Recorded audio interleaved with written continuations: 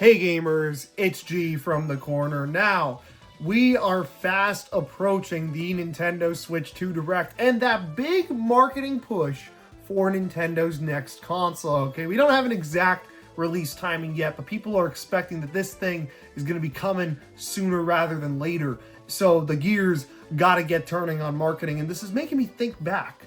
Think back to 2017, the Switch in its insane reveal to release cycle and that just electric marketing period. You know, I'm thinking back specifically, I'm sure everybody remembers these, the Super Bowl ads they ran with Imagine Dragons' as Believer playing in the background. I think it just debuted at the time, and they were using them in the commercials, and oh man, that one, like, okay, there's like an extended cut, I don't think it's as powerful, doesn't really hit as hard, but that one cut of the dude waking up and then like the first, oh my, it's so good. It's so good. It did, the gameplay is timed perfectly to the song. The song is just so like powerful and triumphant. It's like, yeah, man, Nintendo is back. And it's like, you know, like that, man, like everybody talks about this, right? Because everybody always used to make fun of the Wii U ads. They were the worst things ever. But then like the Switch marketing has just been like fantastic. Immediately from the onset, people were like, Nintendo knows what they're doing with the marketing. And you know, well, as time has gone on, it's clear to me Nintendo is just kind of cool with doing things comfortably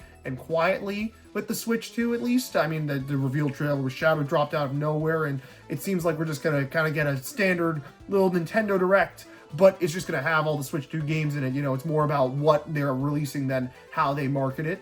I still want to hope, you know? I still want to hope we're as just triumphant and powerful of a commercial. Because obviously, you know, the Switch came after the Wii U, which was a very unsuccessful time frame for Nintendo. It was like this big comeback story, right? And like, you know, in a way, Believer was the perfect song to use for the Switch's advertising. You know, that song is all about the lead singer, just pain and struggles he's dealt with, you know. And like, I mean, in a way, Nintendo has dealt with a lot of pain and struggles, especially at the time in the Wii U era. They were just they were at the bottom, man. Pain made Reynolds, the lead singer, I forget his first name, I literally was just looking at this before recording, it made him a believer, just like how Nintendo's pain led to them, you know, believing in the Switch. I mean, because, you know, it was sink or swim, really. It was either this or nothing, honestly. But yeah, that song was perfect for the Switch. All right, those ads were amazing. This song is so empowering and cool. I hear that song on the radio or anywhere else, and I would immediately be thinking of those ads because, man, it just gets stuck in your head. It's an earworm, you know. And the song had just come out at the time too, so I'm sure a lot of people were associating it with those ads, right?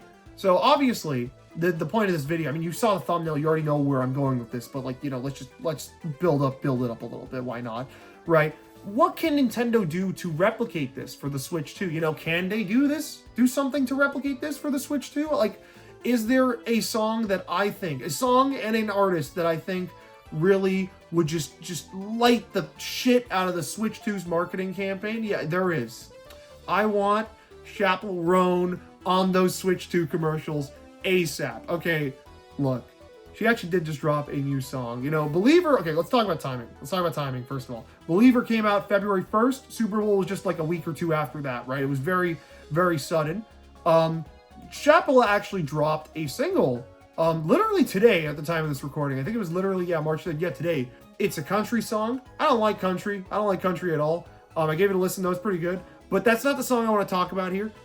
Maybe it fits. Honestly, I didn't really look into it or what's about or anything like that at all. Maybe it would work for a commercial for the Switch 2. Personally, I don't know. I want the Switch 2 commercial. I think the perfect song, the perfect follow-up to Believer is Good Luck, Babe. Okay, I know what you all are thinking.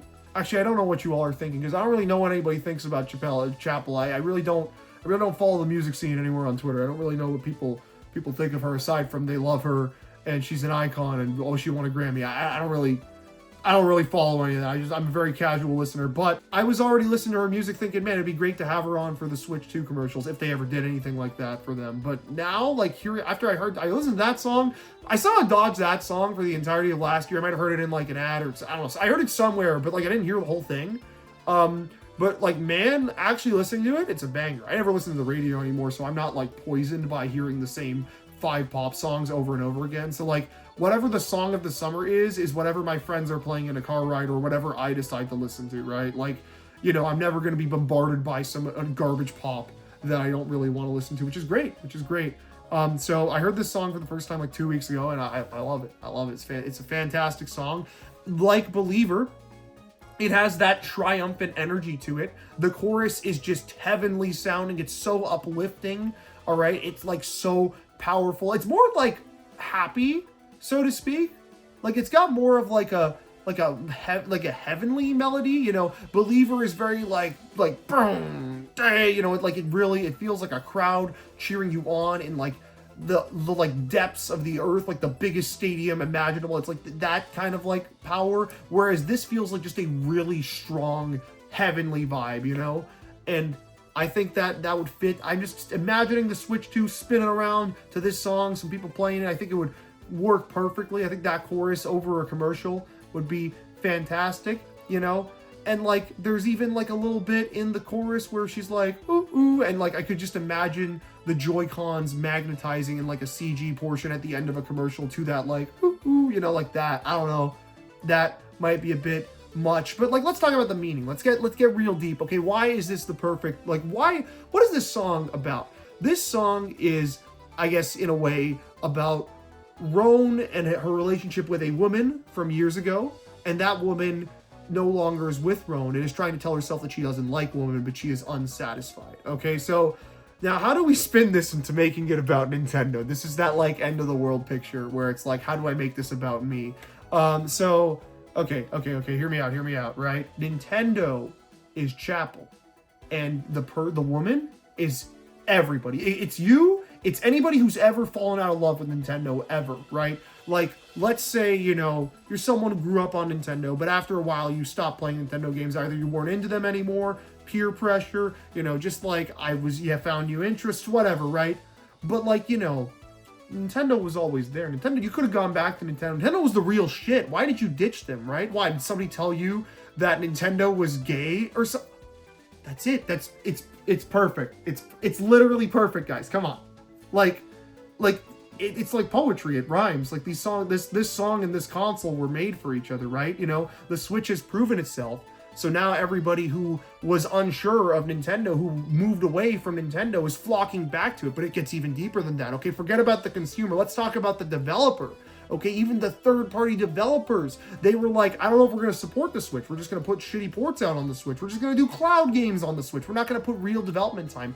Everybody knows. Okay, like Nintendo likes to flaunt third parties that are going to work with them every console they get, but it's never really a big deal. But this time it actually is going to be, because everybody saw how well the Switch did. Okay, they're going to be flocking back to them. And you know, companies who haven't shown Nintendo tremendous love since the 90s are going to be putting all of their big releases on the Switch too, okay? Square is the perfect anagram to this. You know, Square and Nintendo, they used to be so tight in the 90s, right? But then Square had to go with the dude, right? The dude was just that good, but the dude's not cutting it anymore, so Square's going gay. They're going back to Nintendo. I don't know, this is just perfect to me. I mean, like, literally read the lyrics of this song, you know? Like, when you wake up next to the PS5, you know, just think about it. This is perfect. This is actually perfect. Like, I would love this. Now, the big thing that goes against this happening is that those ads were made for the Super Bowl. At least first and foremost, I know they ran a ton outside of it, but they were made for the Super Bowl. So Nintendo, I mean, you go big for the Super Bowl, right? Super Bowl ads are always a big deal because they're going to be watched by so many people. They cost a lot to get in the first place, but you also want to put a lot into them just to make them stand out, right? So, you know, that's probably why they got Imagine Dragons. We don't know what the Switch 2's marketing cycle is going to look like because we don't even know how long we have until it comes out after the Switch 2 Direct yet. We have no release date information. It could be 2 weeks, it could be 7 weeks, it could be 3 months. We don't know. I don't know. I think that this is a great pairing here. If they're going to do any licensed music for this, these trailers, I think this is a banger. It's a banger to go with. You know, maybe Nintendo will pussy out and be like, Chappell's too gay for us. Like, nah, they wouldn't. They're cool. I don't know. I think it's a really powerful thing because, I mean, like, the meaning behind Believer, it's not really what you think of when you think of, like, that commercial, right? But, like, if you really sit down and you put the pieces together, it's a very interesting meaning because Nintendo themselves would never admit that connection, but that connection is technically there if you want to make it. And same thing with Good Luck Babe. You know, it'll be there because it sounds really good, but in a way, it means so much more than that. You know, I think this song is going to fit so well. I even made a little mock-up with like a chiptune cover that I found online. Credits are probably going to be underneath me right now. I don't know. They'll be somewhere in this video. Give us a look.